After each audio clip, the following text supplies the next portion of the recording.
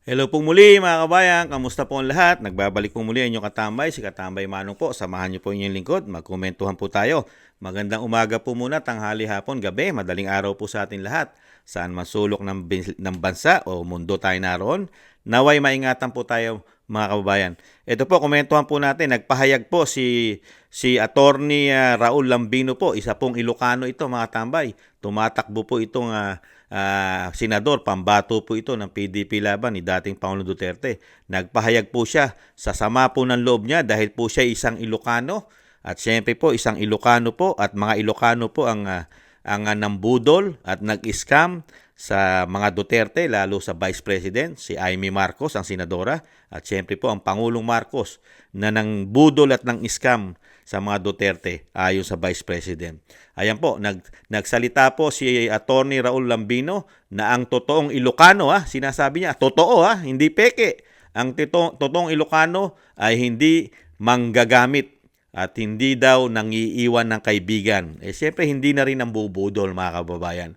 At siyempre po, tingnan din po natin ang kaganapan po, ang mga supporters po ng pamilya Duterte ay naglabasan po at nagtipon-tipon po sa parte po ng Mindanao, sa Northern Mindanao, mga tambay. Panuorin po muna natin ang kaganapan po doon at siyempre po komentuhan po natin si Attorney Lambino, mga tambay, sa kanyang pahayag bilang isang Ilocano, mga tambay. Ito po, pakinggan po, pakita muna natin. Tingnan natin, bala.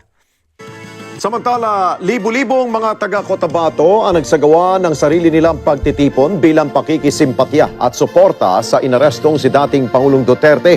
Inaasahan namang susunod dito ang iba pang mga karatig bayan at lalawigan, kaya naman patuloy na nagbabantay ang lokal na otoridad doon para masigurong nasa maayos at secured o may seguridad ang mga kababayan natin doon. Odessa Cruz sa balita. Kabilang ang Cotabato City sa mga lugar sa iba't ibang panig ng bansa na nakiisa sa prayer rally bilang suporta kay dating Pangulong Rodrigo Duterte kasunod ng pag-aresto sa kanya ng International Criminal Court o ICC dahil sa sinasabing crimes against humanity kaugnay ng kanyang kampanya laban sa illegal drugs. Libo-libong Bangsamoro at residente ng lungsod na nagmula sa iba't ibang sektor ng lipunan ang nagtipon sa City Plaza upang ipahayag ang kanilang saloobin hinggil sa umano'y di makatarungang pag-aresto sa dating presidente. Nakasuot ng puti at bitbit nila ang mga placard at tarpaulin na may mga mensaheng nananawagan ng hustisya para kay dating Pangulong Duterte at pagtutol sa aksyon ng ICC sa tulong ng kasalukuyang administrasyon. Ayon sa kanila, ang kampanya kontra droga ng dating Pangulo ay nagdulot ng positibong pagbabago sa kanilang komunidad at hindi nararapat na ituring na krimen laban sa sangkatauhan.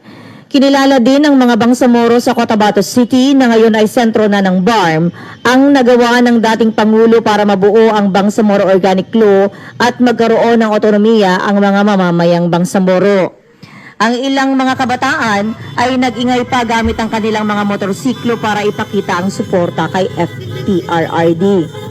Isinagawa nila ito pagkatapos ng kanilang tarawi o prayers after fast. Kagabi habang hinahanda naman sa Maynila ang proseso ng pagdala kay dating Pangulong Duterte. Ayan po mga tambay, ang ginawa po sa Mindanao, Cotabato.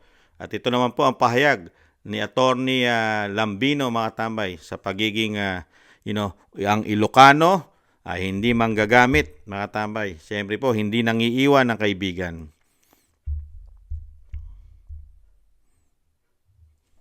Hanggang ngayon, wala silang maipakita na konkreto, solido, na certified, authentic copy of the warrant of arrest.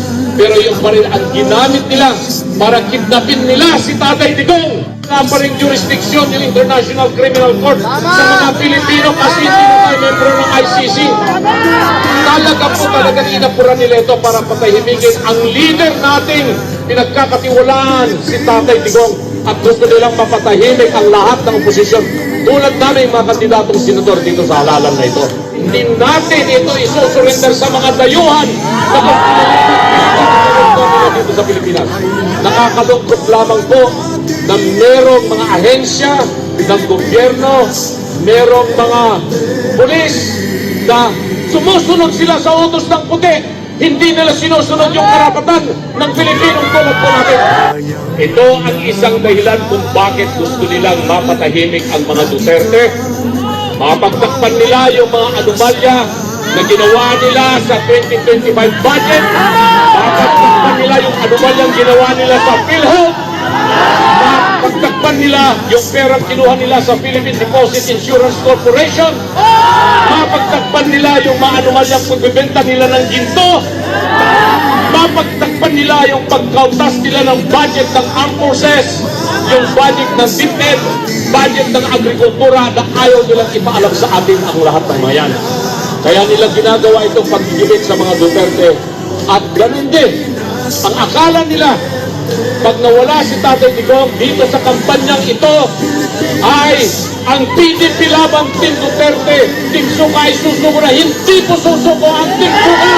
Alam ko po sa probinsya ngayon, lahat ng mga tumatawag sa akin, lahat ng mga nare-receive kong messages ngayon, iba't ibang probinsya ng Pilipinas, pare-pareho po ang damdamin nila sa nararamdaman natin. Naharang na kami sa Cavite.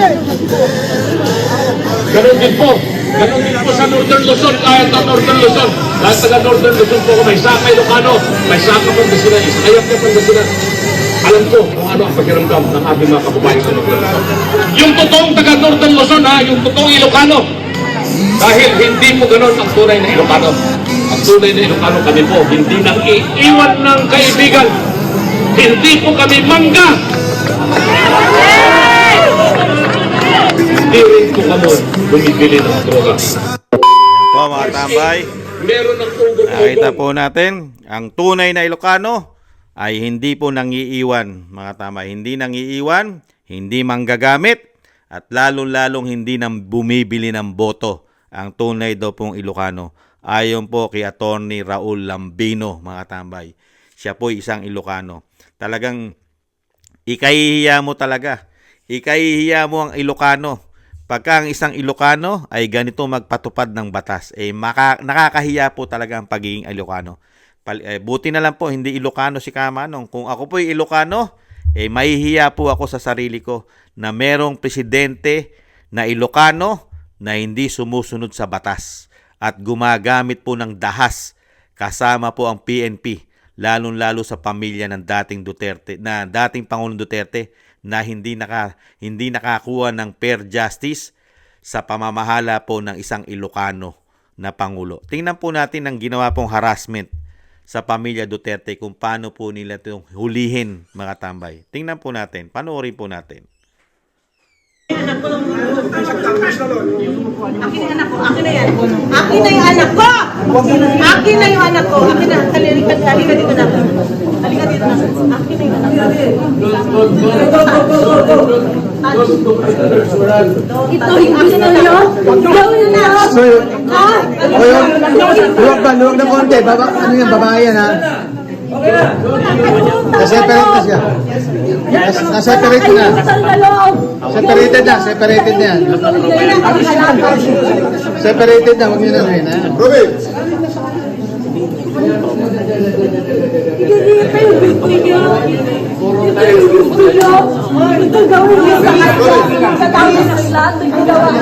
Nilalapit na. Relax na. Relax. Sandali lang. Sineseparate na. Relax. Ito yung gawa niya. Isa yung gawin niya sa kanya. Sa ginawa niya. Ay, pagsamahin niyo inaway. Hoy, ano yun? Ito yung gawin niya. Anak ko. Ibalik mo yung anak ko. Ibalik mo yung anak ko. Ano ba yun? Parang hindi naman kasama yun eh. Nakita niyo po?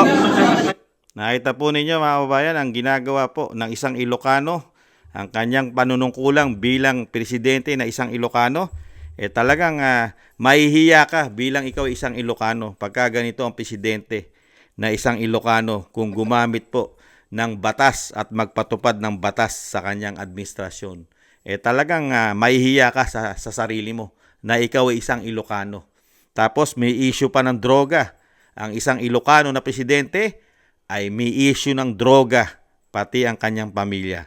At syempre po, napakarami pong issue ng korupsyon ang isang Ilocano po na Pangulo, mga katambay. Talagang ikahihiya mo na ikaw ay maging Ilocano. Dahil nga po sa dami po na pinagtatakpan po nilang korupsyon, ayon na rin po sa kay Attorney Raul Lambino sa sinasabi niyang ang mga Ilocano ay hindi katulad nila. Ang totoong Ilocano, siyempre po, hindi ganito ang ginagawa sa bansa natin. Marunong pong mahiya. Sino ba? Hindi po manggagamit at lalong-lalong hindi ka daw iiwan, mga katambay. At lalong-lalo raw hindi po daw bumibili ng boto, mga kababayan, ang tunay na Ilocano. Ang tanong po natin, ang mga Marcos po ba? Hindi po ba tunay na Ilocano ito? Attorney Lambino? Nakita niyo po? Dahil mismo po kayo, kinahihiya niyo na po ang hindi tunay na Ilocano na katulad po ng sinabi niyo na may pinagtatakpan po, katiwalian, korupsyon. Napakarami niyo binanggit, katulad po ng 2025 national budget na pinagtatakpan po nila, issue sa PhilHealth, issue sa ginto, flood control, PDIC, SSS, GSIS, at napakarami pang iba, mga katambay. Napakarami pang pinagtatakpan ng binagoongang Pilipinas, mga kababayan. Yan po.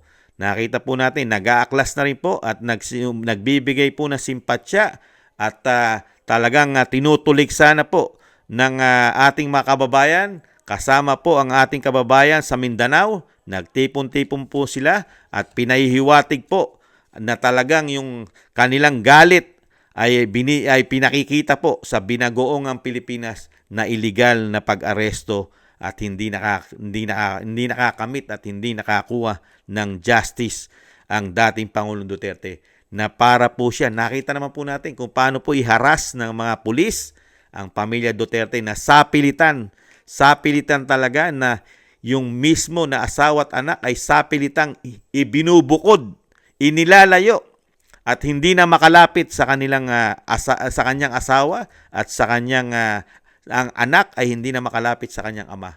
Ganun po katindi ang ginawa po nilang pangaharas ng kapulisan. Kaya po malaking problema po 'yan. Pag po ang presidente na ay ang VP Sara, malaki po ang problema ang kakaharapin po ng mga tao na 'yan, lalo ang mga general sa pangunguna po ng Marbil at ng Torre. Malaking problema po 'yan. Ang paglabag po sa karapatang pantao ni dating Pangulong Duterte ay nalabag ang kanyang karapatan. Lalong-lalo na, wala siyang kasalanan, wala pa siyang conviction, at lalong-lalo na, ang nag-aakusa sa kanya, ang nagsasabi po na siya po ay maraming kasalanan, ay hindi pa po tayo saklaw. Walang jurisdiction sa ating bansa ang ICC. Kaya po marami pong magiging problema ang kapulisan. At lalong-lalo po, ang Pangulong Marcos na hindi raw tunay na Ilocano ayon kay Attorney Lambino, kay Raul Lambino, mga kabayan. Yan po ay dadami pa po ng dadami yan. Yung magpapahiwatig po ng sama ng loob at kadismaya, yung pagiging dismayado mo sa ating pamahalaan na walang utang na loob na pamahalaan sa dami ng ginawang pabor na binigay ng mga Duterte, lalong-lalo ang dating Pangulong Duterte na ipalibing mo ang iyong magulang at ng Vice President na ilagay ka bilang ikaw ay maging presidente ng bansa, ay ganyan po ang nangyari po. Kaya nga po, hindi tunay na Ilocano ayon kay Attorney Raul Lambino, mga katambay. Panapanahon po yan Meron umiikot naman po kasi ang gulong. Umiikot din po ang mundo. Sa panahon po ngayon, sila po ay makapangyarihan. Darating din po ang panahon na wala na po silang kapangyarihan. Doon po magkakaroon ng tamang hustisya at maipapatupad na po ang tamang proseso ng batas. Yan po ay iiral po yan at malalaman din po nila yan pagdating ng panahon nila kung paano po umiral ang batas para naman sa kanila sa mga ginawa po nilang napakaraming paglabag sa batas, mga kababayan. Bago po tayo magtapos, shoutout po muna kay Jasmine Channel, kay Jake Yahut ng 4531, Gina Ray, Solid DDS ng Berlin, Germany, Kingston 123 ng Hong Kong. Maraming salamat po sa mga biyaya at ganun din po kina Julieta Celona ng Sydney, Australia, Ma'am LB Sermani ng North Miami, Florida, USA, Grace Obet ng California, USA, Michelle Del Valle ng New Zealand, Sara Nakamura ng Japan, Milencio Bandibas ng Jeddah, Arabia, Trojanta 9828 ng Korea, Lopez Ibana ng Saitama, Japan, Librado Reyes 8529 ng California, USA, 29 Narciso Esteban ng Bulacan, Reynaldo Pexon, June De Jesus 1221. Shoutout po mga kababayan, maraming salamat po. At syempre po, shoutout din po sa mga kababayan natin sa kasulok-sulukan ng Pilipinas, kasulok-sulukan ng mundo. Shoutout po at mabuhay po kayo at maingatan po kayo mga kababayan sa buong mundo. Shoutout po. Muli po si Katambay Manong po. Maraming salamat po sa nakakagusto po ng ating Tambayang Makabayan sa YouTube at TikTok. At thank you rin po sa mga nagko-comment, like, share, and subscribe. At syempre po, bago po tayo magpaalam, isama po natin sa panalangin ang dating Pangulong Duterte, ang pamilya Duterte ay mailayo po sa kapahamakan. At syempre po, magabayan po at muli pong makabalik sa lalong mabilis sa ating bansa. Isama po natin sa panalangin at lalong-lalo po ang kanyang kalusugan, mga kababayan. Maingatan nawa.